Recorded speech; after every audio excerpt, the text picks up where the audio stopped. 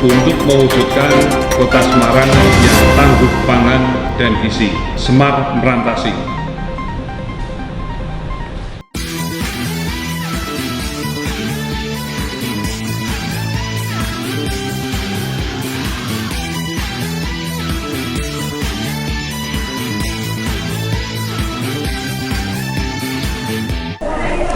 Sebuah keluarga dikatakan memiliki ketahanan pangan jika penghuninya tidak berada dalam kondisi kelaparan atau mengalami ancaman kelaparan. Untuk itu diperlukan ketersediaan pangan yang cukup dimulai dari tingkat terkecil, yaitu tingkat keluarga. Sesuai dengan tagline kami, bergerak bersama mewujudkan Kota Semarang yang tangguh pangan dan gizi, Semar Merantasi, ada salah satu program menarik di Dinas Ketahanan Pangan Kota Semarang, yaitu P2L, Pekarangan Pangan Lestari, yang dilaksanakan oleh kelompok wanita-wanita hebat yang ada di Kota Semarang dengan memanfaatkan pekarangan dari lahan yang kurang produktif disulap menjadi lahan tanaman pangan sehingga dapat menyediakan tanaman pangan yang beragam, bergizi, seimbang, dan tentunya aman.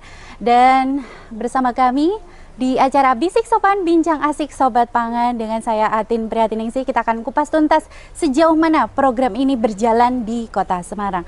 Telah hadir bersama kita di sini yaitu Bapak Dr. Bambang Pramusinto, beliau adalah Kepala Dinas Ketahanan Pangan Kota Semarang, dan juga Ibu Sri Sukanti, beliau adalah Ketua KWT dari Sri Rejeki. Begitu ya Bu ya. Terima kasih dan selamat datang Bapak dan juga Ibu. Ya, selamat siang Mbak Atin, selamat siang Sobat Pangan Kota Semarang. Di sini tadi telah berlangsung sebuah acara yaitu pelatihan P2L. Bapak Bambang Pramusinto mungkin bisa disampaikan kepada Sobat Pangan di sini apa itu P2L dan juga sejauh mana program ini berjalan dilaksanakan di Dinas Ketahanan Pangan Kota Semarang. Ya, terima kasih Mbak Atin, Sobat Pangan Kota Semarang. Jadi hari ini kami Dinas Ketahanan Pangan Kota Semarang mengadakan pelatihan dalam program Pekarangan Pangan Lestari atau P2L, memberikan edukasi tambahan pengetahuan kepada kelompok wanita tani yang ada di Kota Semarang sebagai salah satu unsur pengelola P2L. Yang kami sampaikan kepada para pengelola P2L termasuk kelompok wanita tani adalah bagaimana selain mereka ini menerapkan teknologi pertanian, teknologi pangan, bagaimana kelompok wanita tani ini mempunyai pengetahuan, pemahaman bahwa peran mereka ini besar untuk mewujudkan ketahanan dan ketangguhan pangan di Kota Semarang. Minimal mereka bisa menjadi supporting untuk ketersediaan pangan di Kota Semarang. Jadi Sobat Pangan perlu paham bahwa di Kota Semarang ini kebutuhan pangannya cukup tinggi, hanya sebagian kecil yang bisa disuplai dari para pemangku kepentingan yang ada dari Kota Semarang. Baik Bapak, iya, seperti yang Sobat Pangan ketahui bahwa Kota Semarang ini adalah kota perkotaan sehingga lahan pertaniannya sangat minimalis ya Bapak ya.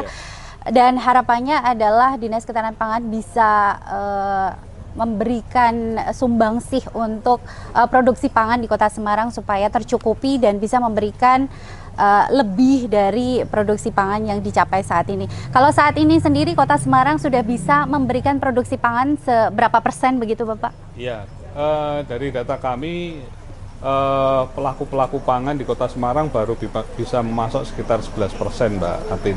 11%? 11%, 89% kita masih banyak menggantungkan suplai dari daerah-daerah luar. Interland begitu ya Pak. Dan harapannya ke depan Pak, kita bisa suplai berapa persen nih kebutuhan pangan? Kalau saya sih sebenarnya ingin mentargetkan paling tidak sekitar 40-50% kebutuhan pangan di Kota Semarang bisa disuplai dari Kota Semarang sendiri. Begitu. Amin ya Pak ya, harapan kita semua tentunya dengan Semar Merantasi tadi ya Pak, insya Allah bisa terwujud.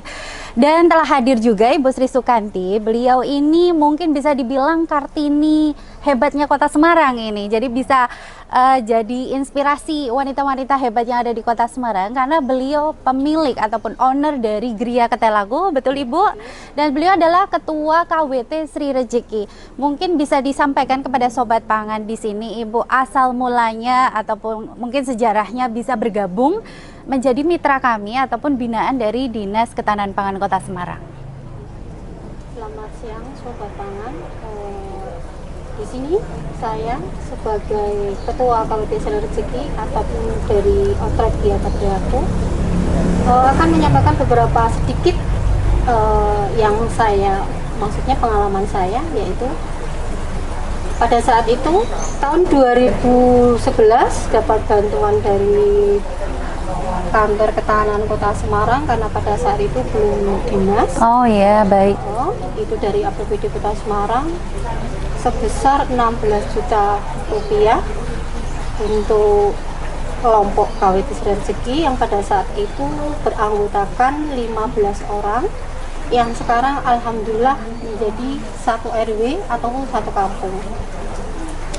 Dan dengan adanya KWT atau kelompok wanita tani ini, kita sebagai wanita kelompok tani tentu saja bisa menerapkan ataupun dengan adanya ini kita bisa memperoleh manfaat, yaitu yang biasanya pun kita untuk sayuran harus beli, dengan kita menanam sendiri bisa menikmati hasilnya sendiri dan sekiranya lebih bisa dimanfaatkan untuk kepentingan orang lain. Itu terima kasih. Iya, baik Ibu, sangat menarik sekali ya. Artinya sudah bisa mandiri secara ekonomi juga karena harga cabai juga mahal, harga sayur-sayuran sekarang ini juga mahal, mungkin bisa dirasakan begitu. Kemudian Ibu, kalau kita berbicara terkait dengan dampak pandemi gitu kan, kemarin ada pandemi 2019 mulai dari sekarang dan KWT ini berdiri sejak 2011 gitu. Artinya berdampaknya nggak cuma dari lini kesehatan saja, tetapi luas skopnya, yaitu menuju ke ketahanan pangan sendiri, terkait dengan akses distribusi. Dengan adanya tanaman-tanaman sayur segar, kemudian ada juga saya lihat lele begitu ya Bu ya. Apakah memang sudah bisa mencukupi kebutuhan pangan yang ada di sekitar ataupun mungkin anggota KWT itu sendiri Bu? Kalau untuk kebutuhan itu di anggota, alhamdulillah bisa untuk mencukupi, bahkan kalaupun nanti ada kelebihannya bisa disalurkan ke tempat atau untuk orang lain atau ke tempat yang lain, atau bisa dikatakan untuk diperjualbelikan begitu. Oh, selama ini juga sudah berlangsung itu ya. Kemudian untuk ke Bapak Bambang Pramosinto sekarang. KWT sudah jalan dari 2011 sampai sekarang di Dinas Ketahanan Pangan Kota Semarang. Pendampingan apa saja yang sudah dilakukan Dinas Ketahanan Pangan Pak untuk meningkatkan kualitas si KWT tersebut? Ya, jadi banyak kegiatan yang kita lakukan dalam rangka pendampingan untuk KWT. Yang pertama tentunya pendampingan terkait dengan pengusulan dana, ya pengusulan dana. Jadi KWT ini kan memang awal mulanya banyak didanai dari swadaya anggota atau swadaya masyarakat sekitar. Tapi untuk bisa lebih eksis dan bisa memberikan peran besar buat masyarakat sekitar, ya penanganan stunting maupun untuk suplai pangan Kota Semarang tentunya perlu disupport juga anggaran-anggaran dari pemerintah. Nah, kami Dinas Ketahanan Pangan ini mendampingi pembuatan proposal, kemudian kelengkapan apa saja yang perlu dipersiapkan KWT supaya pemerintah ini yakin untuk memberikan bantuan anggarannya ke KWT. Kemudian ada kegiatan pelatihan juga seperti yang kita lakukan pada hari ini. Jadi ada banyak KWT di Kota Semarang, ya. Pemahaman pengetahuannya beda-beda. Nah, ini yang menjadi PR kami untuk kemudian kami buat menjadi target bagaimana KWT ini punya pemahaman yang sama, terutama dari dimensi ketahanan pangan. Jadi mereka bisa benar-benar produktif dan hasilnya bisa dimanfaatkan untuk masyarakat sekitar maupun kebutuhan pangan warga Kota Semarang. Ya, baik sekali. Masih banyak juga obrolan asik yang akan kita bahas di sini, tapi kita akan jeda sebentar. Tetap di Bisik Sopan, bincang asik Sobat Pangan.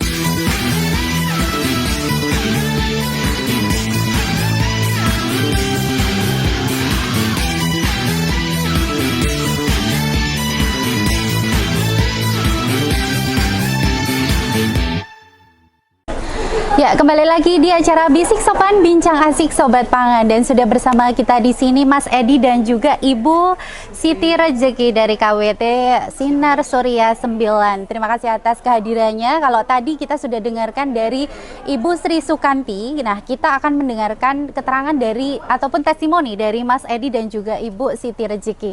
Bagaimana Ibu dan juga Mas Edi di sini harapannya untuk kegiatan ataupun program P2L di bawah binaan Dinas Ketahanan Pangan Kota Semarang ini ke depan. Mas Edi, monggo. Baik, harapan saya terkait program P2L ini supaya kelompok khususnya KWT yang menerima program P2L ini tetap berjalan dengan baik, berjalan sesuai ketentuan, artinya menjalankan kebun itu ya tetap harus dirawat, program tetap berjalan sampai selesai program dan seterusnya, meskipun program dari P2L pendampingannya selesai tapi tetap harus bisa berjalan. Jadi terus berkembang menjalankan inovasi dalam berkebun seperti itu. Seperti halnya yang saya lakukan di sini tahun lalu P2L program ada di sini, dan sekarang bisa dilihat yang awalnya tidak ada kebun semacam ini sekarang jadi hijau, sekarang menjadi hijau seperti ini ya. Semoga ini bisa menular di kelompok-kelompok KWT lain di Kota Semarang, terus berinovasi dan berkembang menjadi lebih baik. Amin, amin. Kalau untuk Ibu Siti Rezeki sendiri, pripun Ibu? Saya kira sama seperti Mas Haji tadi, cuma menambahkan sedikit. Kalau dari saya, dari KWT Sinar Surya ada program, yaitu kedepannya 2022 ini nanti rencana kita mau suplai sayuran ke stunting. Wow. Iya, di Jomblang itu ada 25 stunting. Kebetulan itu juga sudah mendapatkan program dari Pak Hendi juga. Kita akan melanjutkan perbantuan untuk sayurnya. Sayur untuk makanan tambahan mungkin ya Bu ya. Tambahan ke stuntingnya nanti. Ya, luar biasa sekali ya harapan dan juga cita-cita dari beliau dan juga KWT-KWT yang ada di Kota Semarang. Kita berdoa semoga itu terwujud dan tetap berkesinambungan begitu. Terima kasih Mas Edi dan juga Ibu. Selamat melaksanakan kegiatan selanjutnya. Semangat.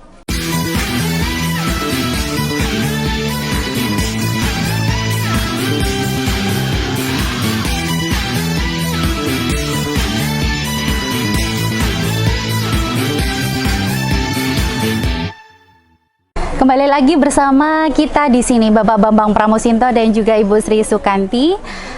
Kami akan menanyakan Bapak dan juga Ibu terkait bagaimana harapan-harapan ke depan sebelum kita closing begitu, untuk program P2L ini berjalan dan juga bisa berkelanjutan. Monggo. Iya.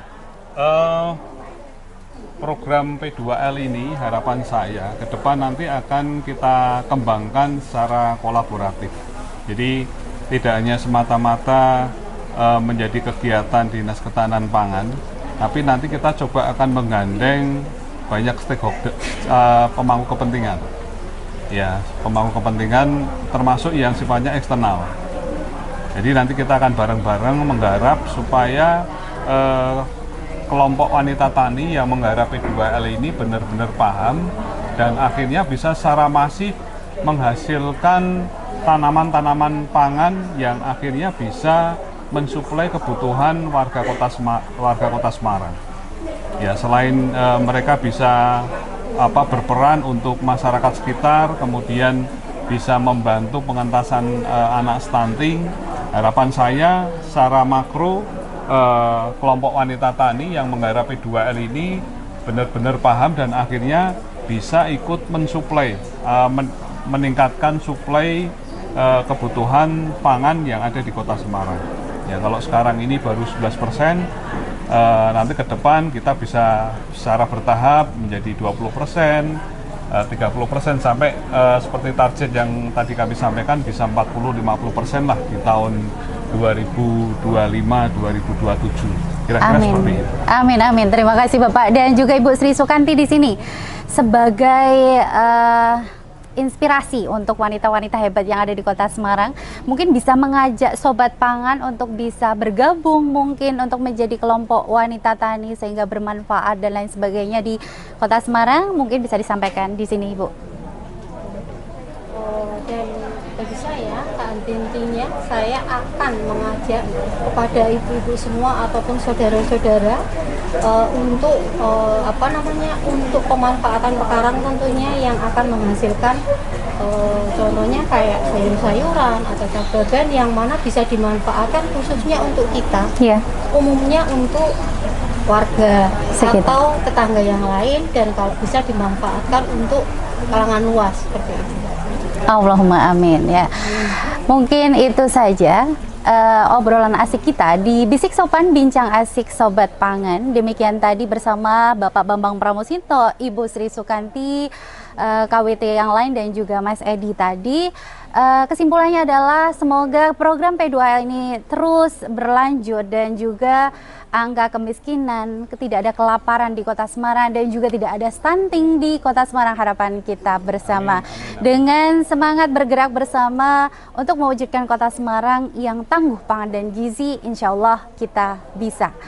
Ya, demikian tadi bincang asik kita di sini di lokasinya Kembang Arum dengan sayur-sayuran hijau dan lain sebagainya. Jangan lupa saksikan terus Bisik Sopan Bincang Asik Sobat Pangan di YouTube channel kita Dinas Ketahanan Pangan Kota Semarang. Jangan lupa share, subscribe dan juga like. Kami tunggu dan sampai jumpa di episode berikutnya. Terima kasih dan terima kasih Bapak dan juga Ibu atas kehadirannya.